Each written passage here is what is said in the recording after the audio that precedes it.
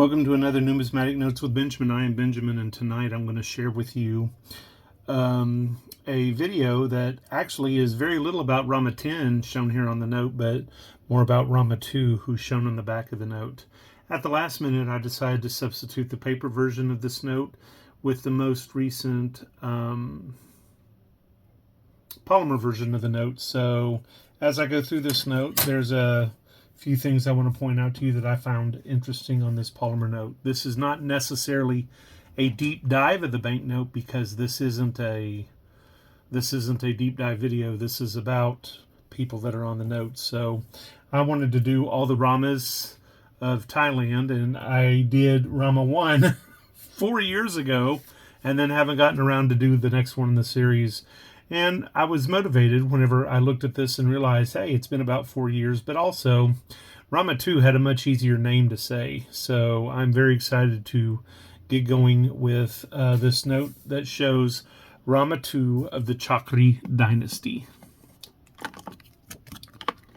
Here we have on the back of this note, Rama 2 of the Chakri Dynasty. This is the same note that I used to show Rama 1 of the Chakra Dynasty, and so that's another reason why I used the polymer version to detail images of his son, who was called Rama 2. Let me go ahead and get this out of the way right now. I do not promise that I'm going to say any of these names correctly. I'm not Thai. I'm not even Asian. I'm from Oklahoma, and Lord knows how we're going to say a word on any given day, so please overlook, but feel free to cuss and discuss me and my pronunciation as well. If you haven't decided to like my channel, please like it and subscribe so that you can receive automatic updates whenever I make a new video. I like to make videos frequently, and I'm over the 200 mark, so I'm very excited to continue to make content that's meaningful for my fans and for people on Facebook. So today we're going to go over Rama 2 of the Chakri Dynasty, this gentleman right here.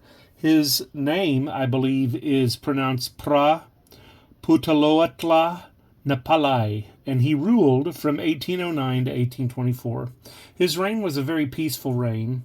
It saw a flourishing of the arts. The king was a noted poet and artist, and his reign has been referred to as the golden age of Ratana Kasin literature. I got most of my information from Wikipedia, the banknote book, the standard catalog of world paper money, and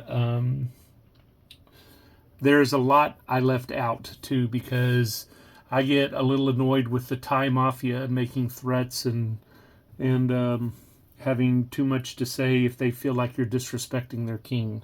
So nothing I'm saying is false, but there's a lot more that could be said. But it'll have to be offline. Okay, so here's what I discovered whenever I looked up Rama II. He was born in 1767, and he was originally named Chim. When his father became Rama I, he became Prince... Let's see if I can say this right. He became Prince Itsarasuntan of Siam. He was the father of 3 future kings of Thailand. He was a father of Prince Tub, who became Rama III. He was the father of Mongkut, who became Rama IV.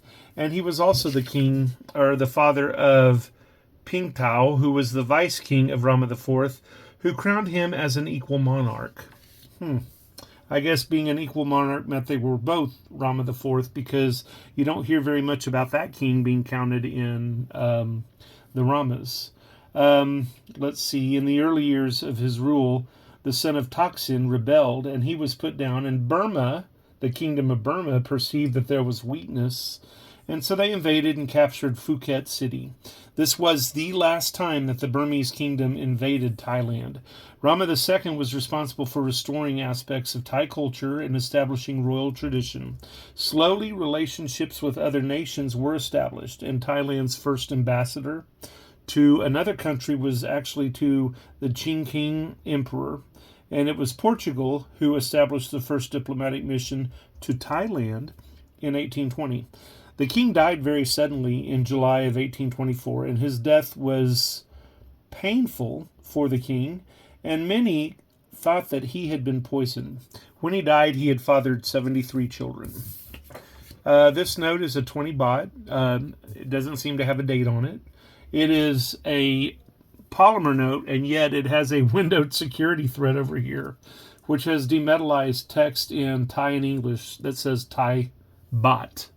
And I said Thai in English, and then I'm thinking here that, yeah, I lied about that, y'all. No, it does have 20 baht in Thai and in English, so that was true. And then instead of an electrotype of the king right here and a watermark, this is what's on a polymer version of the note. So that's some sort of printing that's designed to mimic a watermark. And then there's the window that one comes to expect to see whenever they have a polymer note. This isn't the first time the Thai kingdom has had a polymer note, but it seems to be more popular this time around than it was the first time around. So I'm just going to be a silly boy and blame it on Crane not having good lobbying skills, although I don't think Crane had anything to do with it. It's just because of Crane that we have to put up with what we have in American banknotes. This polymer note was printed by the Thailand Note Banking Works.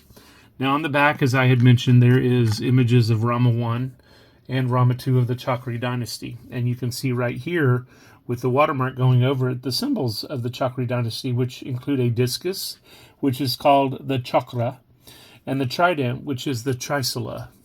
Those are symbols that represent the celestial weapons of the gods Vishnu and Shiva. And Thai kings are considered to be the incarnation of these gods, which must be very interesting because the monarchy of Nepal, their king was considered to be an avatar of Vishnu as well. So I guess they took turns occupying the god space. I'm not Buddhist or Hindu. I'm not. I believe it's Buddhism. I'm not Buddhist, so I can't have any more input on that than I do just as a notification, or I'm sorry, just as a courtesy, and no offense intended towards any of my fans who may be Buddhist. I just don't know. That might be something for you to cuss and discuss whenever you like or subscribe to my channel and leave me some feedback.